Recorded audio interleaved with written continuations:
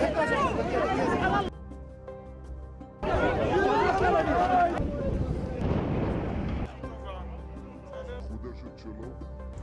एक तरफ फिलिस्तीनी घरों को तबाह और बर्बाद कर रहा है और दूसरी तरफ गाजा में स्थायी इंफ्रास्ट्रक्चर बना रहा है।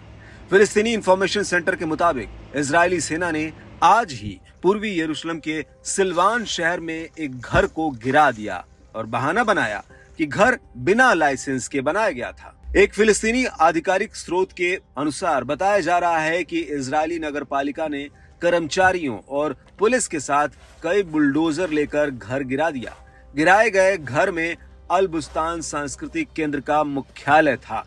यहाँ एक तंबू भी था जिसे इजराइल की नीतियों के विरोध में धरना देने के लिए स्थानीय लोग इस्तेमाल करते थे। आपको बता दें कि हमास के साथ युद्ध शुरू होने से अब तक इजरायली नगरपालिका ने कब्जे वाले यरूशलेम में लगभग 360 घरों को ध्वस्त किया है।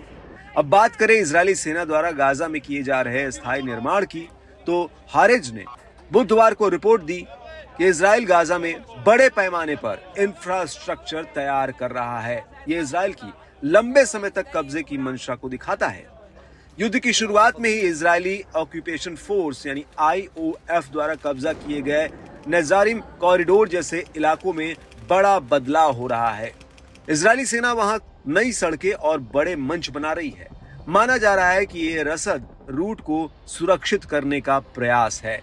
इजराइल के इन कदमों को लोग 2005 के उस दौर की तरह देख रहे हैं जब इस क्षेत्र में इजराइल की स्थायी सैन्य उपस्थिति थी। सूत्रों के मुताबिक IOF उत्तरी गाजा को खाली करने और बफर जोन बनाने की तैयारी में है। यहाँ अब बहुत कम नागरिक हैं। रिपोर्ट की माने तो गाजा में इजरायली सैनिकों के लिए किलेबंद सुविधाओं वाले इंफ्रास्ट्रक्चर बनाने की तैयारी है। यहाँ सोने वाले कमरे से लेकर रसोई और प्रोटेक्टेड कमांड रूम, मनोरंजन समेत कई सारी सुविधाएं होंगी।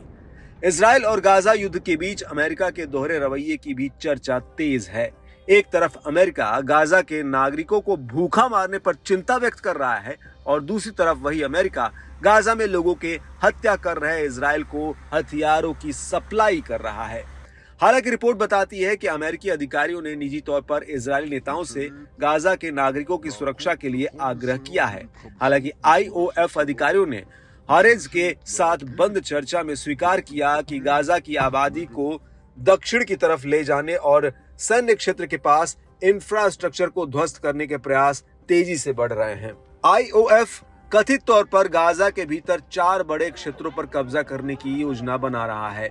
इससे नेजारिम और फिलाडेल्फी कॉरिडोर जैसी जगहों पर उसकी स्थिति मजबूत होगी।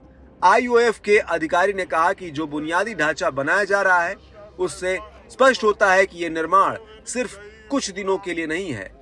यानी साफ है कि गाजा में इजरायली सैन्य बल की लंबी उपस्थिति की तैयारी है। माना जा रहा है कि 2026 तक ये गाजा में और विस्तार करेगा। हालांकि इजराइल गाजा में कब्जे के किसी भी इरादे से इनकार करता है।